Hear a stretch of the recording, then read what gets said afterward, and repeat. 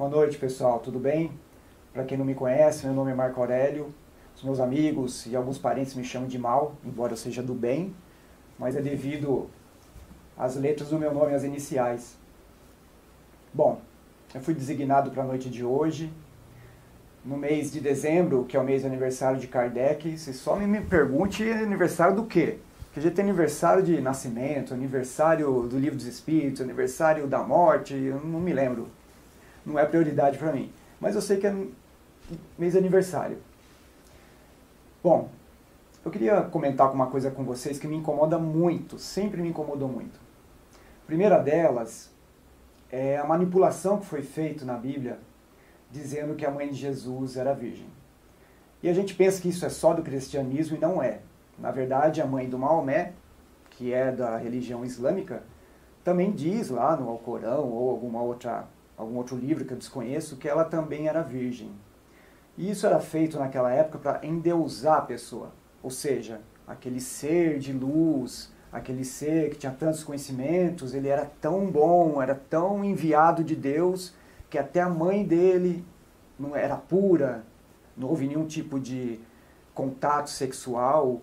E a gente sabe, através do Espiritismo, que Deus ele não desfaz as suas próprias leis. Outra coisa que me incomoda, além desse fato, é o fato da desvalorização das mulheres.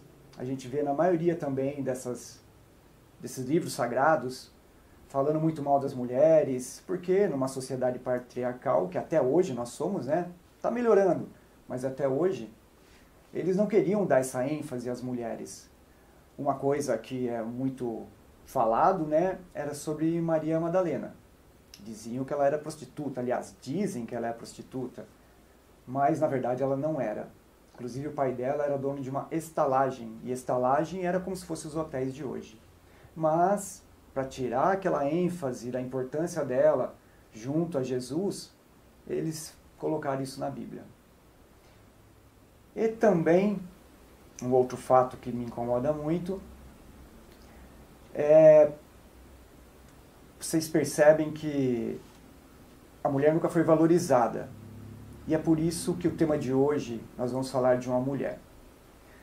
Amélie Gabrielle Boudet, a esposa de Kardec. Existe um livro muito legal, na verdade eu não li, eu só vi spoilers, digamos assim. Só vi uns comentários, um resumo, que se chama Madame Kardec. E esse livro é uma pesquisa que fizeram sobre a importância dela no meio espírita. Então, para homenagear as mulheres, a importância das mulheres, não só no espiritismo, mas na história da humanidade, que foi sempre deixada de lado, sempre foi mal falada. Então, nós vamos falar sobre essa Amélie Gabrielle. Inclusive, já serve de dica. Quem estiver grávida ou tiver uma parente que esteja grávida, vocês podem já colocar o nome de Amélia Gabriela. Não ficou bom. Mas na França é bonito. Bom, Kardec, quando começou a codificação, ele tinha 50 anos. E ele desencarnou 15 anos depois, com 65. Então a trajetória dele no Espiritismo foi de 15 anos ali, né? Fazendo a codificação e atuando em outras frentes também, frentes de estudo, viagens que ele fazia, o livro espírita e tantas outras coisas. A sociedade de estudos. E a Amélie, além desses 15 anos, ela foi muito mais além. A Amélie, ela tinha 59 anos quando começou a desenvolver essa codificação, ou seja, ela era 9 anos mais velha do que Kardec. E quando Kardec desencarnou, se eu não me engano, em 1969, ela tinha 74 anos. Só que ela veio a desencarnar com 87. Ou seja, somando todo esse tempo, foram 28 anos de trajetória no Espiritismo.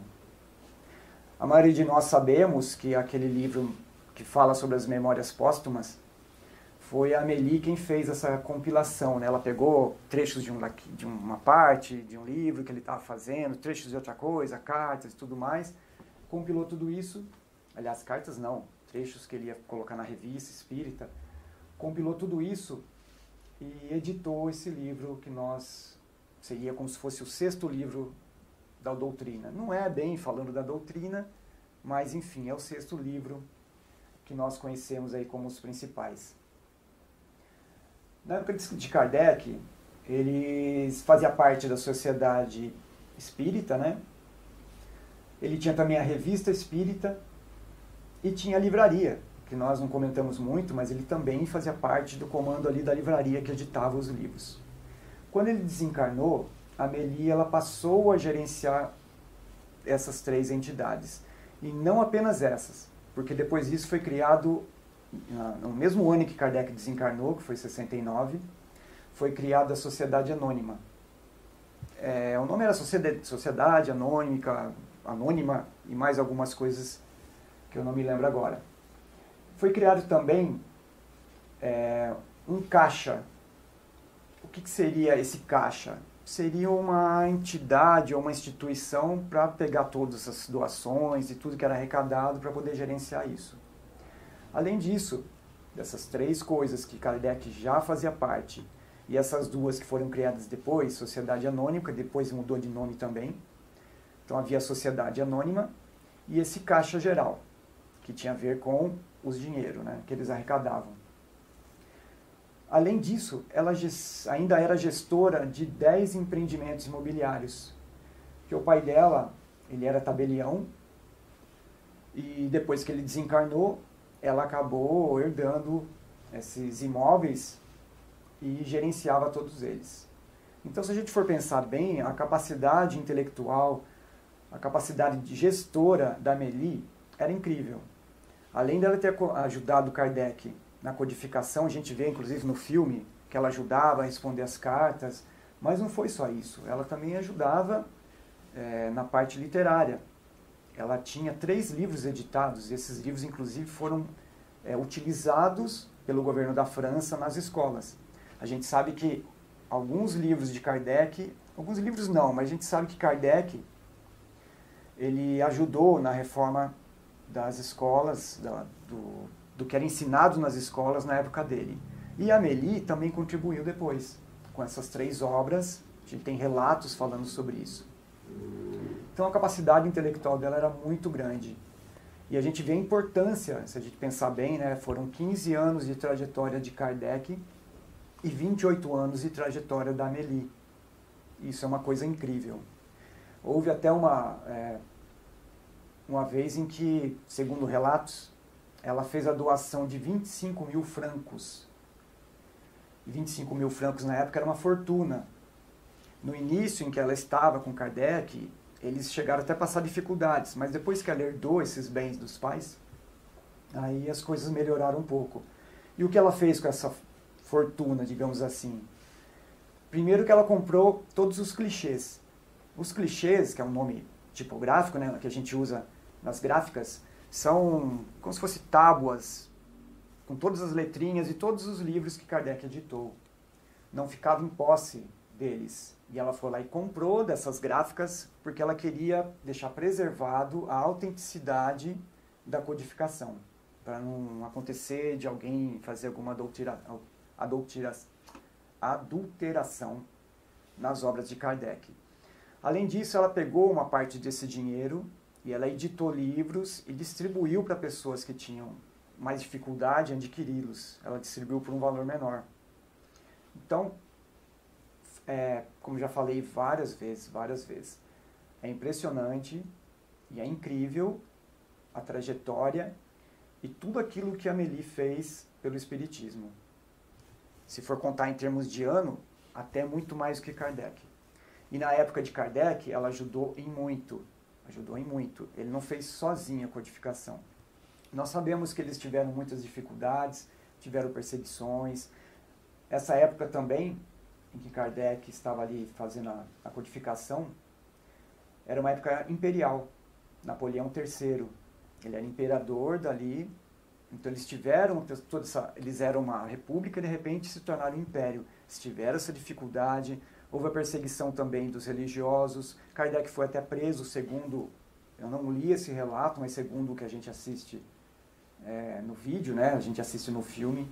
Então a Amélie, com toda a calma, nesse período de dificuldade, ela ajudava, dava suporte a Kardec, deixando mais calmo, deixando com um pouco mais de... renovando a sua fé na doutrina. E depois do desencarne dele, aí ela trabalhou ainda mais. Teve muito mais empenho. E houve uma época também em que a Alemanha invadiu a França. Então também foi uma época de dificuldade lá. A gente vê que, conforme a gente sempre ouve falar, nem Jesus, né, se salvou das dificuldades e de todos os problemas. A gente vê que Chico Xavier também sofreu. E muitas vezes a gente reclama dos nossos sofrimentos e acha que está tudo muito difícil e a gente se esquece de tudo isso. Se esquece de diversas pessoas da doutrina espírita ou do cristianismo, ou mesmo de outras religiões, que não foram fáceis para nenhum deles. Mesmo porque todos esses avatares, eles vêm em situações de desespero, situações problemáticas, situações em que o mundo está, digamos assim, perdido, né? E vem para tentar ser ali uma luz. Mas se o mundo está meio perdido, se há tanta dificuldade, se há tantos problemas, é lógico que eles não vão passar incólumes, né? Eles vão sofrer com esses problemas também. Mas é muito legal a gente ver a garra, a fibra de todas essas pessoas e todos esses seres. Não vou dizer que são extremamente iluminados, mas é lógico que já tem uma luz muito maior que a nossa.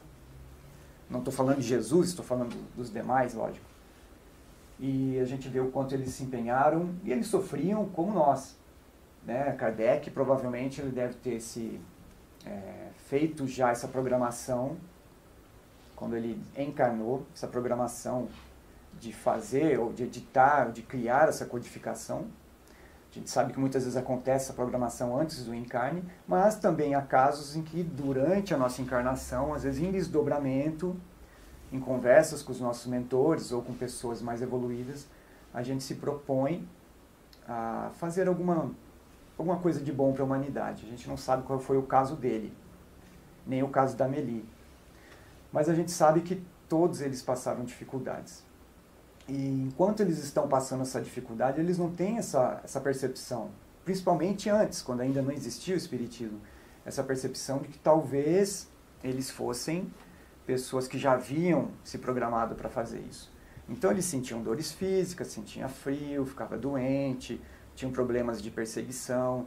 Tinha também, não estou dizendo que Kardec e Amélie tinha, mas muitos deles um pouco de raiva, às vezes, um pouco de incompreensão, um pouco de orgulho, um pouco de vaidade. Mas conseguiram se superar e fizeram tudo o que fizeram. Eu cito até uma fase da nossa humanidade que eu acho... Muitos falam, né? Coloca muita pompa em Moisés, mas eu não concordo muito. Embora a minha opinião também não sirva para nada. Eu estou só comentando com vocês. Moisés ele fez coisas boas sim. Ele uniu o povo, pelo menos naquele momento ele uniu o povo. Ele também, com as leis dele, ele aboliu algumas coisas que eram absurdas. Então, por exemplo, se eu chegasse e roubasse um cavalo de você, a pessoa que foi roubada, ela se sentia no direito de ir no meu sítio, roubar meu cavalo, matar minha esposa, e, sei lá, fazer outras coisas que ele quisesse, e era tudo desproporcional. E Moisés veio com aquela lei de talião, né? Olho por olho, dente por dente. Então, se você fizer alguma coisa, você pode ser punido na mesma medida. Para nós espíritas hoje, a gente acha que isso é um absurdo. Só que na época já foi um avanço.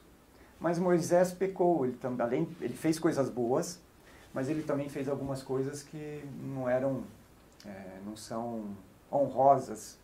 Como, por exemplo, ele chegou a matar muita gente. E é uma coisa que as pessoas não contam e, sinceramente, eu nem sei se está na Bíblia. Imagino que não. Mas eu estou citando isso para a gente entender que todos nós temos dificuldades e todos esses avatares também têm. E que eles possam servir de exemplo. E que a Amélie possa servir de exemplo para as mulheres. A gente sabe que na história da humanidade elas sempre sofreram. Eu já fui mulher também, eu fico imaginando eu usando espartilho. Nossa, esse negócio deve ser muito apertado. Ainda bem que hoje em dia já não existe mais. E se usa também, já é mais por enfeite. Mas nós, mulheres, porque vocês não sabem se meu espírito é feminino, vai saber. Nós mulheres já sofremos já. Já sofremos muito. Fomos repreendidas muitas vezes, fomos tirar o nosso direito de falar, de agir, até de caminhar.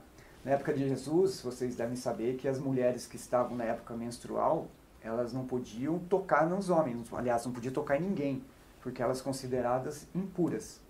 Imagina então aquela moça que tinha hemorragia, que encostou lá no finalzinho da roupa de Jesus e ela se curou. E não foi só a fé dela, como muitos dizem. Como Jesus muitas vezes falou assim, sua fé te curou. Não, nem sempre foi só a fé. Muitas vezes Jesus também curou com seu magnetismo. Ele aplicava passe. Só não aplicava passe como a gente costuma impor as nossas mãos. Ele impunha as mãos de formas diferentes. E nessa ocasião, Jesus comenta com seus discípulos que ele sentiu uma virtude saindo dele. Quando ele diz virtude, na verdade ele quis dizer energia. E essa energia positiva, essa energia salutar, foi para o corpo daquela mulher e ela acabou se curando. Não acredito que seja de uma hora para outra, tipo um passe de mágica, né? Como muitos querem acreditar, encostei em Jesus e já me curei. Mas é bem provável que tenha realmente se curado. Então as mulheres sempre tiveram esses tipos de problema. Teve, logicamente, as reformas depois, as mulheres brigaram pelos seus direitos, mas vale salientar nessa conversa de hoje a grandiosa importância de Amélie. Assim como Jesus, ele veio com a sua mãe. José também teve sua importância, mas não tanto porque ele desencarnou mais cedo. Mas a importância da mãe dele na sua vida foi grandiosa. Era uma mulher. A importância da Amélie na vida de Kardec também foi grandiosa. Ela deu todo o suporte emocional, deu todo o suporte, como eu falei, intelectual também. Ela era professora, Kardec era professora, ela também era professora inclusive de piano, conforme a gente pode ver no vídeo, né, no nosso filme aí brasileiro, falando sobre Kardec. Enfim, é uma pena que nós espíritas, a gente não falemos muito sobre ela. Ela teve uma importância grandiosa. Poderia até dizer que talvez até um pouco mais que Kardec. Não só no trabalho, durante aqueles 15 anos da codificação. Foi um pouquinho menos, a codificação saiu um pouco menos, mas Kardec continuou, logicamente, trabalhando, revista espírita e tudo mais. Mas, além disso, ela ainda ficou trabalhando por mais quase 15 anos, quase o dobro de Kardec. É uma pessoa de extremamente merecedora do nosso apreço, merecedora da divulgação do seu trabalho, não por motivos, porque é mulher, não importa, poderia ser uma criança. Eu acho até que todos os médiuns que ajudaram o Kardec deveria também ter tido um pouco mais de holofote. Não por vaidade própria, mas deveria ter sido mencionado em forma de agradecimento, em forma de gratidão. A gente vê no filme de Kardec que uma delas até não gostou, né, que não tinha o nome dela no livro de Kardec. Houve, lógico, né, um pouquinho de vaidade na época, aparentemente houve um pouquinho de vaidade por parte dela, mas talvez também tenha faltado um bom senso de ter colocado realmente o nome, nem que seja no final dos livros, o nome dos médiuns que ajudaram em forma de gratidão. É lógico que a gratidão maior é a gratidão de Deus para conosco, né? Toda a caridade que a gente faz, a gente está fazendo um depósito lá em cima, né? No céu. O céu não existe, mas a gente costuma falar assim, né? Bom, pessoal, essa conversa de hoje vai ser um pouco mais sucinta do que as demais. Eu costumo falar pra caramba, mas eu queria finalizar então com essa visão da importância da Amélie, mas principalmente da importância da igualdade de gêneros. Ou seja, a Amélie era simplesmente um espírito que veio com a sua missão. Ela nasceu num corpo feminino, mas isso não importa. Assim como Kardec nasceu num corpo masculino, mas isso também não importa. Ele poderia ter nascido mulher. Talvez, para a função da época, os mentores tivessem até colocado aquele espírito num corpo masculino por ser uma, como eu falei, uma época patriarcal, né, em que os homens tinham mais direitos, tinham mais ouvidos do que as mulheres. Mas para nós, hoje em dia, a gente sabe que a importância é do espírito. Não importa se é masculino ou feminino, ou essa gama de gêneros ou de nomenclatura que as pessoas usam hoje em dia. Não importa qual seja, espírito é espírito. E é isso que a gente deve sempre colocar na frente.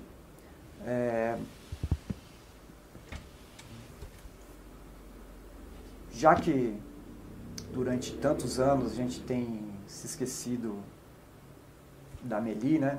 Eu gostaria até de agora, para finalizar a nossa conversa, agradecer pessoalmente, eu, Marco Aurélio, espero que vocês também mentalmente, agradecer a ela, que teve tanta importância, agradecer a tantas outras mulheres que tiveram muita importância também.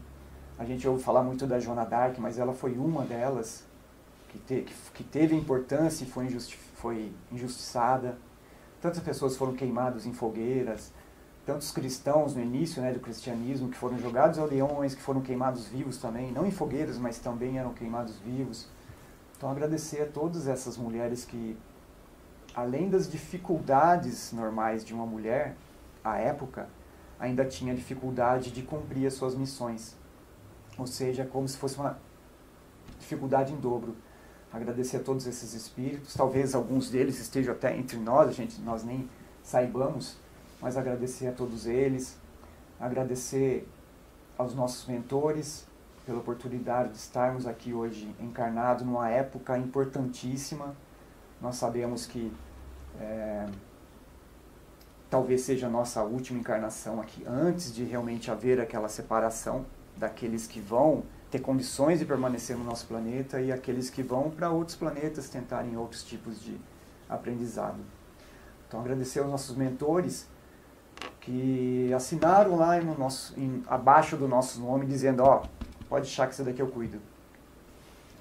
Agradecer ao nosso Pai não só pela vida, mas por tudo aquilo que nos dá, e muitas vezes a gente não tem essa gratidão, né? A gente reclama de tudo, a gente tem tanto conforto hoje em dia na nossa vida, né? Na época de Kardec, por exemplo, não existia luz elétrica, eles ainda faziam testes com eletricidade. A gente vê no filme, inclusive, lá a dificuldade de ficar escrevendo com vela. O meu pai, ele já foi maestro e ele escrevia partitura com querosene. Ele falava que depois o rosto ficava meio preto, o cheiro também, que era um cheiro muito forte. Então eles tiveram muitas dificuldades e hoje em dia a gente tem tanta facilidade e a gente às vezes não para agradecer. E lembrar também de todos aqueles que estão hoje em dificuldade financeira, passando fome, passando frio ou calor excessivo, com sede. As pessoas, os nossos idosos que às vezes são abandonados em algumas instituições, alguns são levados, mas os filhos continuam visitando, às vezes são levados para lá só para que sejam melhores cuidados. Talvez a pessoa seja sozinho e não tenha tempo, não tenha como pagar para uma cuidadora, então às vezes leva para essas instituições por amor, mas a gente sabe que muitos são meio que abandonados lá. Eu já estive algumas vezes com uma das entidades religiosas que eu ajudo, já tive fazendo visita nesses lares e é uma coisa que realmente dá muita dó. Muitas vezes a gente chega, a pessoa acha que nós somos o filho que foi visitar, ou a gente conversa com essas mães ou com esses pais, e eles falam, meu filho vai vir me visitar essa semana. E aí depois as enfermeiras olham pra gente, balançam a cabeça, a gente entende que isso já vem de anos. E eles vivem nessa frequência de sempre estar mantendo a esperança de que o filho algum dia virá visitá-los. A gente vê também muitas crianças que são abandonadas nessas instituições. Às vezes, lógico, os pais falecem e elas estão lá, não deixa de ser um aprendizado, mas a gente tem que se compadecer, a gente tem que enviar energias positivas.